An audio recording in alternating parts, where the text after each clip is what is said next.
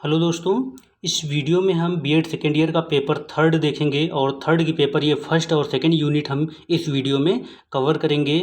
और ये easy notes के बहुत इंपॉर्टेंट ऑब्जेक्टिव क्वेश्चंस हैं जो बहुत ही इंपॉर्टेंट हैं आपके एग्ज़ाम्स के लिए। तो इस वीडियो को आप अंत तक देखना। हम आज फर्स्ट और सेकेंड यूनिट कवर करने वाले हैं।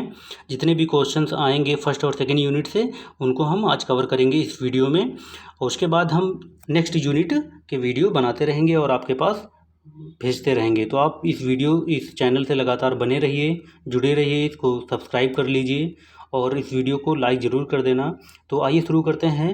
फर्स्ट यूनिट का फर्स्ट प्रश्न कैसा है ये देखते हैं। और दोस्तों, अगर आपको इस वीडियो की पीडीएफ चाहिए तो आप हमारे टेलीग्राम चैनल से जुड़ सकते हैं, वहाँ आपको इसकी पीडीएफ मिल जाएगी। फर्स्ट क्वेश्चन है, नेतृत्व शब्द का शाब्दिक अर्थ होता है। नेतृत्व शब्द का शाब्दिक अर्थ होता है, क्या होता है? ऑप्शंस दिए हैं, आगे आगे चलना, पहल करना, नया रास्ता निकालना या उपरोक्त कोई नहीं। तो वन का ऑप्शन नंबर ए, आगे आगे चलना। नेतृत्व शब्द का शाब्दिक अर्थ आगे आगे चलना होता है। नेक्स्ट क्वेश्चन है 2 नंबर, नेतृत्व शब्द बोध कराता है। किसका बोध कराता है? अनुकरणीयता का, पालन करने का, आदेश देने का या आज्ञा पालन का। तो 2 का ऑप्शन नंबर ए, अनुकरणीयता का बोध कराता है। नेतृत्व शब्द अनुकरणीयता का बोध कराता है। नेक्स्ट क्वेश्चन है 3rd नंबर है, नेतृत्व की प्रभावशीलता निर्भर करती है। किस पर निर्भर करती है? अनुगमन पर, अनुयायियों की संख्या पर, नेतृत्वकर्ता की संभाषण कला पर, उपरोक्त किसी पर नहीं। तो तीसरे का ऑप्शन नंबर बी, यानी कि अनुयायियों की संख्या पर निर्भर करती है नेतृत्व की प्रभावशीलता। अगला क्वेश्चन है 4 नंबर है, किसने कहा है कि नेतृत्व व्यक्ति के समूह को निहित दिशा में ले जाने का साधन है? किसने कहा है? ऑप्शंस दिए हैं, Martin M Bromwell, Chester Barnard, Mary Follett और साइमन। तो इसका ऑप्शन नंबर जो ए है, मार्टिन एम ब्रोम्वेल, इन्होंने इसको कहा है कि नेतृत्व व्यक्ति के समूह को निहित दिशा में ले जाने का साधन है। तो 4 नंबर का ए ऑप्शन राइट है। नेक्स्ट क्वेश्चन है, नेतृत्व को परिभाषित करते हुए किसने कहा है कि नेतृत्व वह व्यवहारगत गुण है जिससे वह अन्य व्यक्तियों या उनकी क्रियाओं को निर्देशित करता है? ऑप्शंस दिए हैं, Chester Barnard, Martin M Bromwell, Mary Parker Follett और टेरी। तो ऑप्शन नंबर इसका ए, चेस्टर बर्नार्ड, ये राइट आंसर है।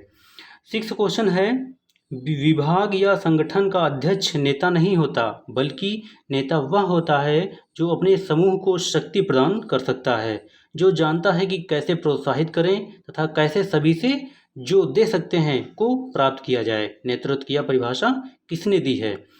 तो ऑप्शंस दिए हैं, Terry Simon, Mary Parker Follett और चेस्टर बर्नार्ड। तो ऑप्शन नंबर इसका बी, मैरी पार्कर फॉलेट ने यह परिभाषा दी है। तो option number B right answer है। अगला क्वेश्चन देखते हैं 7 नंबर है, फॉलेट ने नेतृत्व के कितने प्रकार बताए हैं? 5, 3, 4 या 6? तो कितने प्रकार बताए हैं? 3 प्रकार बताए हैं। फॉलेट ने नेतृत्व के कितने प्रकार बताए हैं? 3 प्रकार बताए हैं। तो दोस्तों, आप ये 3 प्रकार कौन से हैं आप हमें कमेंट करके बताइए कि ये 3 प्रकार फॉलेट ने कौन कौन से बताए हैं। कमेंट सेक्शन में बताना, फिर हम आपको अगले वीडियो में इसका सोल्यूशन दे देंगे, आंसर दे देंगे। अगला क्वेश्चन देखते हैं 8 नंबर है, निम्न में से फॉलेट द्वारा बताया गया नेतृत्व का प्रकार नहीं है। 8 नंबर है, निम्न में से फॉलेट द्वारा बताया गया नेतृत्व का प्रकार नहीं है। व्यक्तिजनित नेतृत्व, पदजनित नेतृत्व, कार्यजनित नेतृत्व और प्रतिभाजनित नेतृत्व। तो इसका ऑप्शन नंबर डी, यानी प्रतिभाजनित नेतृत्व जो है नेतृत्व का प्रकार नहीं है। बाकी व्यक्तिजनित नेतृत्व भी है, पदजनित नेतृत्व भी और कार्यजनित नेतृत्व भी नेतृत्व का प्रकार है, और सिर्फ प्रतिभाजनित नेतृत्व जो है नेतृत्व का प्रकार नहीं है। ये इसका राइट आंसर हो जाएगा। अगला क्वेश्चन है 9 नंबर, किसने नेतृत्व के 7 प्रकार बताए हैं? किसने नेतृत्व के 7 प्रकार बताए हैं? ऑप्शन दिए हैं, किम्बल यंग, लॉरेंस, टेरी और मैरी पार्कर फॉलेट। तो किसने बताए हैं? तो किम्बल ने बताए हैं।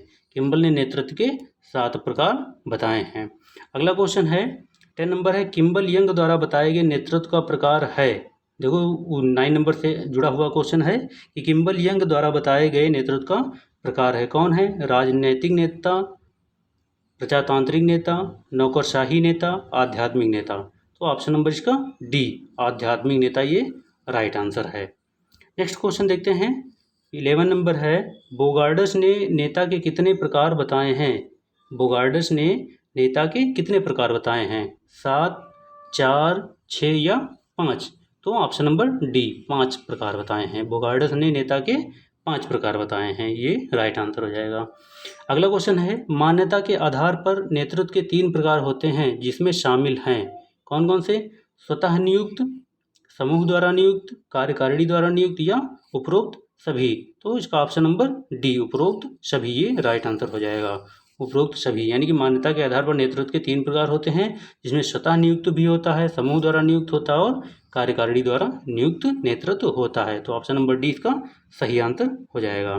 अगला क्वेश्चन है 30 नंबर, मोटे तौर पर नेतृत्व के 2 प्रकार कौन हैं? नेतृत्व के 2 प्रकार कौन है? ऑप्शन दिए हैं, प्रजातांत्रिक नेतृत्व, राजनीतिक नेतृत्व, प्रजातांत्रिक एवं राजनीतिक नेतृत्व या उपरोक्त में से कोई नहीं। तो कौन से होते हैं? 13 का ऑप्शन नंबर सी, प्रजातांत्रिक एवं राजनीतिक नेतृत्व, ये 2 प्रकार के मोटे तौर पर नेतृत्व होते हैं। अगला क्वेश्चन है 14 नंबर है, किसने नेता को प्रत्यक्ष एवं अप्रत्यक्ष नेता के रूप में वर्गीकृत किया है? किसने नेता को प्रत्यक्ष एवं अप्रत्यक्ष नेता के रूप में वर्गीकृत किया है? इसने किया है Kimball Young, Bogardus, Mary Parker Follett और टेरी। तो 14 का ऑप्शन नंबर बी, बोगार्डस ने नेता को प्रत्यक्ष एवं अप्रत्यक्ष नेता के रूप में वर्गीकृत किया है। तो बी नंबर राइट आंसर हो जाएगा। अगला क्वेश्चन देखते हैं 15 नंबर है, किस विद्वान ने नेता को पैगंबर, संत, विशेषज्ञ तथा मालिक नेता में वर्गीकृत किया है? बोगार्डस ने, फ्रैंकलिन ने, टेरी ने या हर्बर्ट साइमन ने? तो 15 नंबर का ऑप्शन नंबर ए, बोगार्डस ने, ये राइट आंसर हो जाएगा।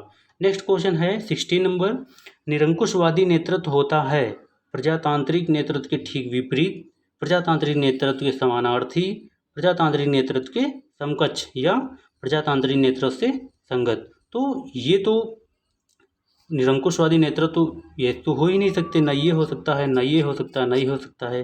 तो क्या होता है कि जो लोकतांत्रिक नेतृत्व के जस्ट विपरीत होता है, जहाँ डेमोक्रेसी नहीं होती है, तो वो निरंकुशवादी नेतृत्व होता है। तो ऑप्शन नंबर इसका क्या हो जाएगा? ए, राइट आंसर हो जाएगा। अगला क्वेश्चन देखते हैं कि किस प्रकार के नेतृत्व में, 17 नंबर है, किस प्रकार के नेतृत्व में संपूर्ण सत्ता एक ही व्यक्ति में निहित होती है और अन्य सदस्यों को राय या सम्मति देने का अधिकार नहीं होता है? किस प्रकार के नेतृत्व में होता है?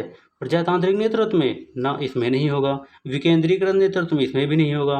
उपरोक्त में से कोई नहीं, ये तो होगा ही नहीं आंसर। तो किस में नहीं होता है? राजतांत्रिक, जहाँ राजतंत्र होता है जिस वहाँ पर किसी को भी राय या सम्मति देने का अधिकार नहीं होता है और संपूर्ण सत्ता एक ही व्यक्ति में निहित होती है। ये इसका राइट आंसर हो जाएगा। अगला क्वेश्चन है, किस प्रकार के नेतृत्व में नेता अपने निर्णय सभी या अधिकांश सदस्यों की रायों या सुझावों को वांछित महत्व देता है? किस प्रकार के नेतृत्व में? प्रजातांत्रिक नेतृत्व में, राजतांत्रिक नेतृत्व में, निरंकुशवादी नेतृत्व में, उपरोक्त में से कोई नहीं। तो किस प्रकार के नेतृत्व में नेता अपने निर्णय सभी या अधिकांश सदस्यों की रायों तथा सुझावों को वांछित महत्व देता है? तो ऑप्शन नंबर इसका डी, उपरोक्त में से कोई नहीं, कोई भी नहीं, ये राइट आंसर हो जाएगा। नेक्स्ट क्वेश्चन देखते हैं। क्वेश्चन नंबर 19 है, नेतृत्व की आवश्यकता किन कारणों से होती है? नेतृत्व की आवश्यकता किन कारणों से होती है? उद्देश्य निर्धारण हेतु, नीति निर्धारण हेतु, समन्वय स्थापित करने के लिए, उपरोक्त सभी हेतु। तो नेतृत्व की आवश्यकता किन कारणों से होती है? उद्देश्य निर्धारण के लिए भी होती है, नीति निर्धारण के लिए भी होती है और समन्वय स्थापित करने के लिए। तो इसके लिए क्या हो जाएगा? Option number D right answer हो जाएगा, उपरोक्त सभी। अगला क्वेश्चन है 20 नंबर, नेतृत्व के विकास से संबंधित मुख्य सिद्धांत है अयोग्यता में योग्यता का सिद्धांत, संयोग का सिद्धांत, विलक्षणता का सिद्धांत या उपरोक्त सभी। तो नेतृत्व के विकास से संबंधित मुख्य सिद्धांत कौन होगा? अयोग्यता में योग्यता का सिद्धांत भी होगा, ये भी सही है। संयोग का सिद्धांत, ये भी सही है। विलक्षणता का सिद्धांत, ये तो बहुत अच्छा गुण है। तो क्या हो जाएगा? ऑप्शन नंबर डी, उपरोक्त सभी, यानी कि नेतृत्व में ये सभी गुण होने चाहिए। अगला क्वेश्चन है 21 नंबर है, किसी सिद्धांत के विद्वानों की मान्यता है कि नेतृत्व व्यक्ति की विलक्षण प्रतिभाओं का परिणाम है। देखो अभी हमने ऊपर बात किया है, तो ऑप्शंस दिए हैं। किसी सिद्धांत के विद्वानों की मान्यता है कि नेतृत्व व्यक्ति की विलक्षण प्रतिभाओं का परिणाम है। तो कौन सा सिद्धांत है?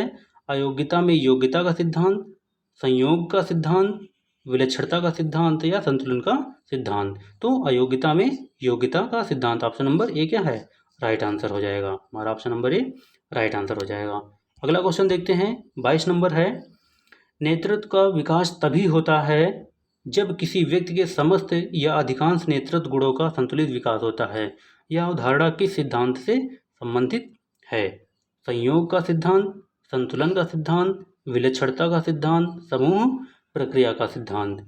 तो किस सिद्धांत से संबंधित है? ऑप्शन नंबर बी, संतुलन का सिद्धांत, ये राइट आंसर हो जाएगा। अगला क्वेश्चन है 23 नंबर है, आलपोर्ट ने एक प्रभावी नेता में कितने गुणों का होना आवश्यक बताया है? 15, 16, 18 या 21। तो कितने गुणों का होना आवश्यक बताया है? 18 गुणों का होना आवश्यक बताया है। अगला क्वेश्चन है 24 नंबर, एक प्रभावी नेता में किन शारीरिक गुणों का होना आवश्यक है? किन गुणों का होना आवश्यक है? ऑप्शंस दिए हैं, वह देखने में भद्दा ना लगे, शरीर की ऊंचाई समूह के सदस्यों से बहुत कम या बहुत ज़्यादा न हो, उसका वजन संतुलित हो, या उपरोक्त सभी। तो ऑप्शन नंबर इसका डी, 24 नंबर का ऑप्शन नंबर डी क्या? उपरोक्त सभी। ये सभी गुण उसके अंदर शारीरिक गुण होने चाहिए, इसका राइट आंसर हो जाएगा। अगला क्वेश्चन देखते हैं, 25 नंबर है, एक नेता में किन गुणों का होना नितांत अनिवार्य है? एक नेता में किन गुणों का होना नितांत अनिवार्य है? स्फूर्ति तथा प्रसन्नता, स्पष्टता तथा तत्परता, समय की पाबंदी या उपरोक्त सभी। तो 25 नंबर का ऑप्शन डी, ये तीनों गुणों का होना नितांत आवश्यक है। स्फूर्ति भी होना, स्फूर्ति तथा प्रसन्नता होना, स्पष्टता तथा तत्परता होना और समय की पाबंदी, ये तीनों गुण होना नितांत आवश्यक है। अगला क्वेश्चन है 26 नंबर है, शैक्षिक प्रशासन में नेतृत्व की बात सबसे पहले किस देश में की गई थी? फ्रांस, स्पेन, स्वीडन या यूएसए यानी कि संयुक्त राज्य अमेरिका। तो किस में की गई थी शैक्षिक प्रशासन में नेतृत्व की बात? तो सबसे पहले यूएसए में की गई थी। यूएसए यानी कि यूनाइटेड स्टेट ऑफ अमेरिका में की गई थी। तो option number D right answer हो जाएगा। अगला क्वेश्चन है 27 नंबर, कार्य विधि के ज्ञान के अंतर्गत नेता को किन बातों की जानकारी होना आवश्यक है? किन बातों की? ऑप्शंस दिए हैं कि पहला है कार्य संबंधी कौशल की जानकारी, कार्य के प्रति का ज्ञान, कार्य के प्रति आवश्यक अभिवृत्ति, उपरोक्त सभी। उपरोक्त सभी। तो 27 नंबर का option number D right answer हो जाएगा। उपरोक्त सभी गुणों का होना, जानकारियों का होना आवश्यक है। आगे बढ़ते हैं, 28 नंबर है, किसकी मान्यता है कि नेता को शिक्षण प्रशासन के विभिन्न सिद्धांतों का भी ज्ञान होना चाहिए? किसकी मान्यता है? नैशविले की, फ्रैंकलिन की, बर्नार्ड की या मैरी पार्कर फॉलेट की। तो ऑप्शन नंबर ए, 28 का ऑप्शन नंबर ए नैशविले की है। मान्यता है कि नेता को शिक्षण प्रशासन के विभिन्न सिद्धांतों का भी ज्ञान होना आवश्यक है या होना चाहिए, ये इसका राइट आंसर है। अगला क्वेश्चन देखते हैं। अगला क्वेश्चन है, नेतृत्व के सिद्धांत मुख्य सिद्धांत हैं, नेतृत्व के मुख्य सिद्धांत हैं 29 नंबर, कौन कौन से? ऑप्शंस दिया है, विशेषता का सिद्धांत, व्यापार व शैली सिद्धांत, परिस्थितिवश और आकस्मिकता का सिद्धांत या उपरोक्त सभी। तो 29 का option number D right answer, यानी कि उपरोक्त सभी नेतृत्व के मुख्य सिद्धांत हैं। अगला क्वेश्चन है 30 नंबर है, नेतृत्व एकीकृत मॉडल के चौथे तत्व में सम्मिलित है, कौन सा? सामाजिक मूल्य, वो समूह की आर्थिक परिस्थिति, समूह की राजनीतिक परिस्थिति या उपरोक्त तीनों। तो ऑप्शन नंबर इसका डी राइट आंसर हो जाएगा, उपरोक्त तीनों। यानी कि नेतृत्व के एकीकृत मॉडल के चौथे तत्व में कौन शामिल हैं? उपरोक्त तीनों शामिल हैं, सामाजिक मूल्य भी शामिल हैं, समूह की आर्थिक परिस्थिति भी शामिल है और समूह की राजनीतिक परिस्थिति भी शामिल है। तो ये दोस्तों फर्स्ट यूनिट के जो है 30 क्वेश्चन है। अब इसके बाद हम देखते हैं इसकी सेकेंड यूनिट। सेकेंड यूनिट से जितने भी इंपॉर्टेंट क्वेश्चन बन रहे हैं वो शुरू करते हैं। सेकेंड यूनिट है शिक्षा प्रशासन में संप्रेषण का महत्व, यानी importance of communication in educational administration, ये सेकेंड यूनिट है। आइए इसका फर्स्ट क्वेश्चन देखते हैं। तो दोस्तों अगर आपने अभी तक चैनल सब्सक्राइब नहीं किया है तो चैनल सब्सक्राइब कर देना, और इसका वीडियो है आप टेलीग्राम चैनल को ज्वाइन करके वहाँ से प्राप्त कर सकते हैं, और ये बहुत इंपॉर्टेंट क्वेश्चन हैं। तो इसका फर्स्ट क्वेश्चन देखते हैं सेकेंड यूनिट का, संप्रेषण आवश्यक रूप से क्या है? संप्रेषण आवश्यक रूप से क्या है? त्रिमार्गी प्रक्रिया, परिस्थितिजन्य प्रक्रिया, अद्वितीय प्रक्रिया या द्विमार्गी प्रक्रिया। तो फर्स्ट का ऑप्शन नंबर डी, द्विमार्गी प्रक्रिया। संप्रेषण आवश्यक रूप से क्या है? द्विमार्गी प्रक्रिया है। अगला क्वेश्चन देखते हैं। संप्रेषण की आवश्यकता प्रबंध के किस स्तर पर होती है? किस स्तर पर होती है? प्रबंध के उच्च स्तर पर, प्रबंध के मध्यम स्तर पर, या प्रबंध के निम्न स्तर पर, या प्रबंध के सभी स्तरों पर। तो ऑप्शन नंबर इसका डी, यानी संप्रेषण की आवश्यकता यानी कम्युनिकेशन की आवश्यकता प्रबंधन के सभी स्तरों पर होती है। अगला क्वेश्चन है, संचार एक प्रक्रिया है जिसके माध्यम से डैश दिया है कि सामान्य प्रणाली द्वारा व्यक्तियों के बीच सूचनाओं का आदान प्रदान होता है। किसके माध्यम से? चिन्हों के, प्रतीकों के, चिन्हों, प्रतीकों या व्यवहार। तो थर्ड का option number C right answer हो जाएगा। यानी संचार एक प्रक्रिया है जिसके माध्यम से चिन्हों, प्रतीकों या व्यवहार की सामान्य प्रणाली द्वारा व्यक्तियों के बीच सूचनाओं का आदान प्रदान होता है। अगला क्वेश्चन दिया है 4 नंबर है, संचार में सम्मिलित हैं, क्या सम्मिलित है? तथ्य, विचार, भावनाएं या ये सभी। तो संचार में क्या सम्मिलित होती हैं? तथ्य भी होते हैं, विचार भी होते हैं और भावनाएं भी होती है। तो ऑप्शन नंबर डी क्या हो जाएगा? राइट आंसर हो जाएगा। अगला क्वेश्चन है, संप्रेषण के लिए होना चाहिए, क्या होना चाहिए? प्रेषक, प्राप्तकर्ता, प्रेषक एवं प्राप्तकर्ता दोनों, या तो प्रेषक या प्राप्तकर्ता। तो संप्रेषण के लिए 2 लोगों का होना आवश्यक, प्रेषक और प्राप्तकर्ता दोनों का होना आवश्यक। तो option number C right answer हो जाएगा। नेक्स्ट क्वेश्चन है, अंग्रेजी भाषा का शब्द कम्युनिकेशन लैटिन भाषा के किस शब्द से बना है? कम्युनिको, कम्युनिकिस, कम्युनिस, उपरोक्त ए या बी और इनमें से कोई नहीं। तो 6 का ऑप्शन नंबर सी, ए और बी दोनों ये राइट आंसर हो जाएगा। अगला क्वेश्चन है 7 नंबर है, संप्रेषण विनिमय है, किसका विनिमय है? तथ्यों का, विचारों एवं सम्मतियों का, भावनाओं का, या उपरोक्त सभी। तो 7 नंबर का ऑप्शन नंबर डी, उपरोक्त सभी, ये इसका राइट आंसर हो जाएगा। अगला क्वेश्चन है 8 नंबर दिया है कि संप्रेषण हो सकता है 2 व्यक्तियों के मध्य, 2 से अधिक व्यक्तियों के मध्य, उपरोक्त ए और बी दोनों, या इनमें से कोई नहीं। तो संप्रेषण कहाँ हो सकता है? 2 व्यक्तियों के मध्य भी हो सकता है या 2 से अधिक व्यक्तियों के मध्य भी हो सकता है। तो ऑप्शन नंबर इसका सी राइट आंसर हो जाएगा। अगला क्वेश्चन देखते हैं 9 नंबर है, संप्रेषण शब्दों, पत्रों या सूचना, विचारों, सम्मतियों का आदान प्रदान करने का गमन है या कथन किसका है? तो 9 नंबर किसका है? ऑप्शन दिए हैं Louis A Allen, Fred G Meyer, W M Cunning, Charles D Redfield. तो 9 नंबर का option number B, Fred G Meyer, ये राइट आंसर हो जाएगा। अगला क्वेश्चन है, संप्रेषण का आवश्यक तत्व है संदेश, प्रेषक, प्रेषित या उपरोक्त सभी। तो option number D right answer हो जाएगा, उपरोक्त सभी, ये इसका राइट आंसर हो जाएगा। अगला क्वेश्चन देखते हैं, क्वेश्चन नंबर 11 है सेकंड यूनिट का, संप्रेषण है, संप्रेषण क्या है? निरंतर चलने वाली प्रक्रिया या संबंध विकास की तकनीक, माध्यम या पथ पर आधारित, या उपरोक्त सभी। तो ऑप्शन नंबर 11 का सी, माध्यम या पथ पर आधारित संप्रेषण है। संप्रेषण क्या है? माध्यम है या पथ पर आधारित है। अगला क्वेश्चन है, संप्रेषण का उद्देश्य है, संप्रेषण का उद्देश्य क्या है? सूचना देना, गतिविधियों को समायोजित करना, प्रबंधकीय कार्यक्षमता को बढ़ावा देना, या उपरोक्त सभी। तो ऑप्शन नंबर इसका डी राइट आंसर हो जाएगा। अगला क्वेश्चन है 13, संप्रेषण का लक्षण है क्या? ए, संप्रेषण एक प्रक्रिया है, संप्रेषण का क्षेत्र व्यापक होता है, संप्रेषण एक माध्यम है जिसके द्वारा सम्मतियों व तथ्यों का आदान प्रदान होता है, या उपरोक्त सभी। तो 13 का ऑप्शन नंबर डी, उपरोक्त सभी, ये राइट आंसर हो जाएगा।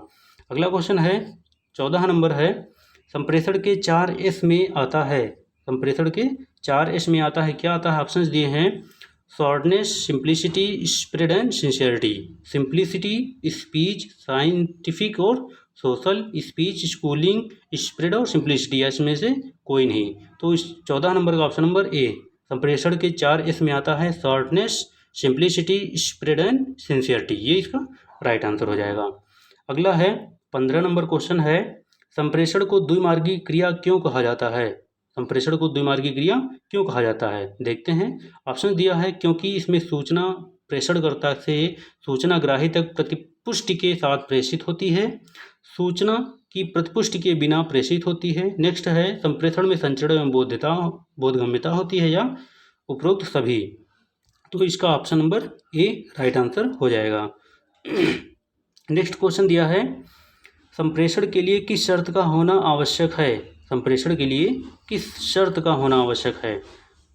ऑप्शन दिए हैं, सूचनाग्राही की विद्यमानता, सूचना दाता में सूचित करने की इच्छा का होना, सूचनाग्राही का संदेश उत्तर देने में सक्षम होना, या उपरोक्त सभी। तो ऑप्शन नंबर इसका डी, उपरोक्त सभी, ये राइट आंसर हो जाएगा। अगला 17 नंबर है, एकल मार्गी संप्रेषण में नहीं होती है। क्या नहीं होती है? संदेशबद्धता, संदेश वाचन, प्रतिपुष्टि या विचार की सृष्टि। तो ऑप्शन नंबर सी, एकल मार्गी संप्रेषण में प्रतिपुष्टि नहीं होती है, ये इसका राइट आंसर हो जाएगा। अगला क्वेश्चन है 80 नंबर है, संप्रेषण में कम से कम कितने व्यक्तियों का होना आवश्यक होता है? कितने व्यक्तियों का होना आवश्यक होता है? 3, 2, 5 या 7। तो 2 व्यक्तियों का होना कम से कम आवश्यक होता है। अगला क्वेश्चन है 19 नंबर है, संप्रेषण होता है वैज्ञानिक, सार्वभौमिक, त्रिआयामी या ये सभी। तो संप्रेषण क्या होता है? सार्वभौमिक होता है। तो ऑप्शन नंबर 20 का राइट आंसर हो जाएगा। अगला क्वेश्चन देखते हैं 20 नंबर है, संचार प्रक्रिया का अंतिम चरण होता है। क्या होता है? संदेश भेजना, अवकूटन करना, संदेश प्राप्त करना या प्रतिपुष्टि करना। तो संचार प्रक्रिया का अंतिम चरण क्या होता है? ऑप्शन नंबर डी, प्रतिपुष्टि करना। प्रतिपुष्टि करना संचार प्रक्रिया का अंतिम चरण होता है। अगला क्वेश्चन देखते हैं, टीवी, रिसेट या रेडियो पर समाचार पाठक द्वारा समाचार पढ़कर सुनाना किसका उदाहरण है? एकल मार्गी संप्रेषण, द्विमार्गी संप्रेषण, त्रिमार्गी संप्रेषण या बहुमार्गी संप्रेषण। तो टीवी सेट या रेडियो पर समाचार पाठक द्वारा समाचार पढ़कर सुनाना किसका उदाहरण है? एकल मार्गी संप्रेषण, यानी कि वो सिर्फ समाचार पढ़ते रहते हैं, सुनाते रहते हैं और हम सुनते रहते हैं टीवी और रेडियो के माध्यम से। तो ये एकल मार्गी संप्रेषण है।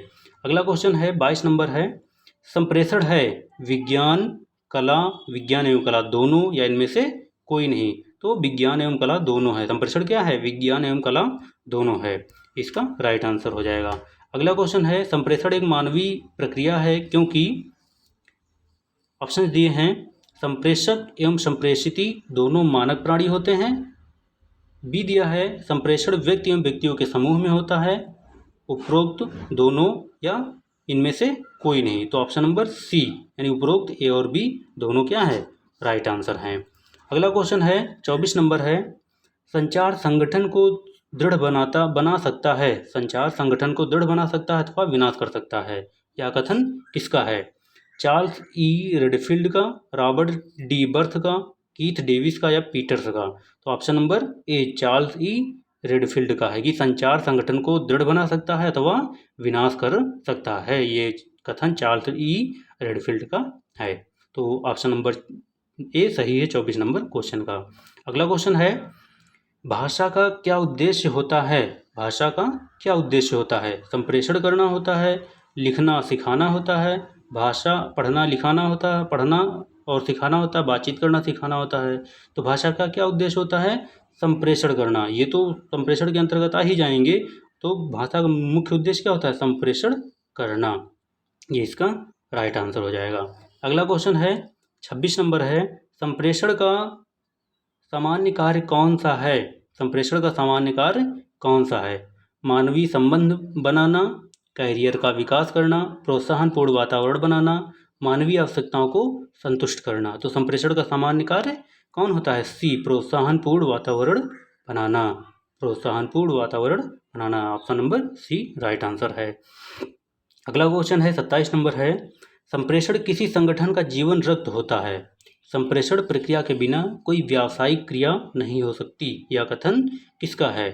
किसका है? ऑप्शन दिए, कीथ डेविस का या लुइस ए एलन का, कूड्ज एवं ओडोनेल का या थियो हेमन का। तो किसका है? ऑप्शन नंबर ए, 27 का option number A, Keith Davis का यह कथन है, ये राइट आंसर है।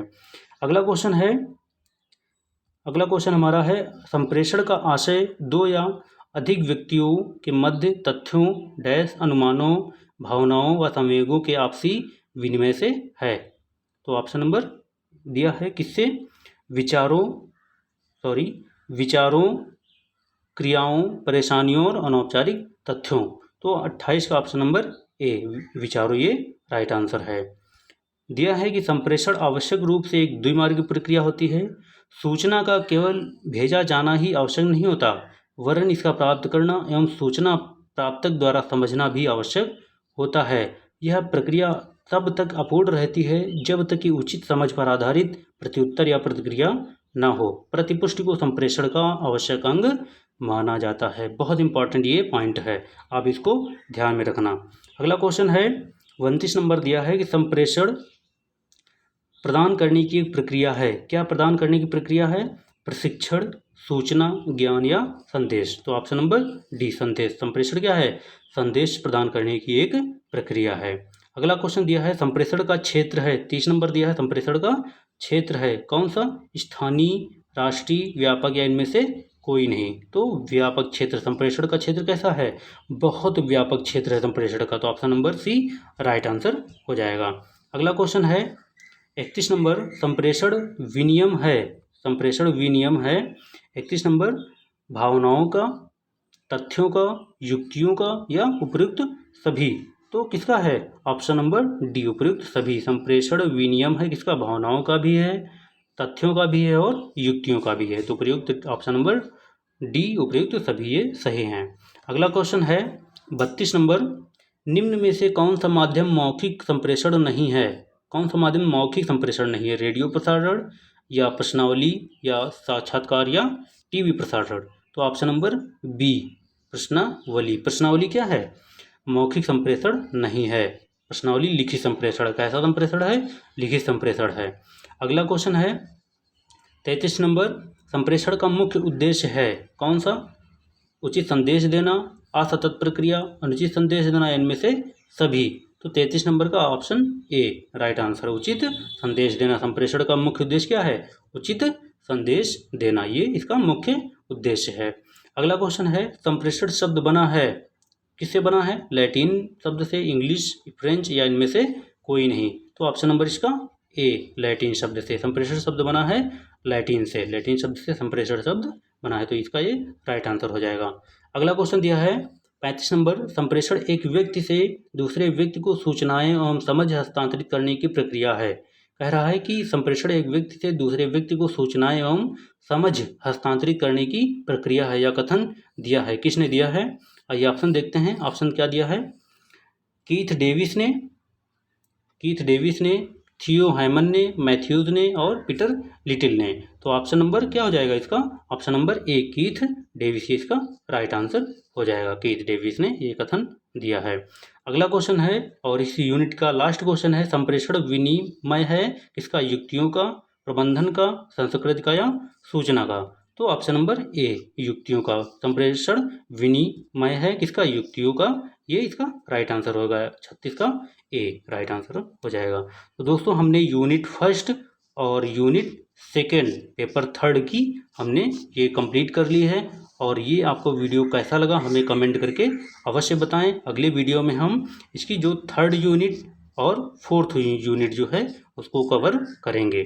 ओके, तो ये आइए फिर मिलते हैं नेक्स्ट वीडियो में। अगर आपने अभी तक वीडियो को सब्सक्राइब नहीं किया है तो चैनल सब्सक्राइब कर दीजिए, वीडियो को लाइक कर दीजिए और हमें कमेंट करके बताइए आपको ये वीडियो कैसा लगा। फिर मिलते हैं नेक्स्ट वीडियो में, तब तक के लिए धन्यवाद।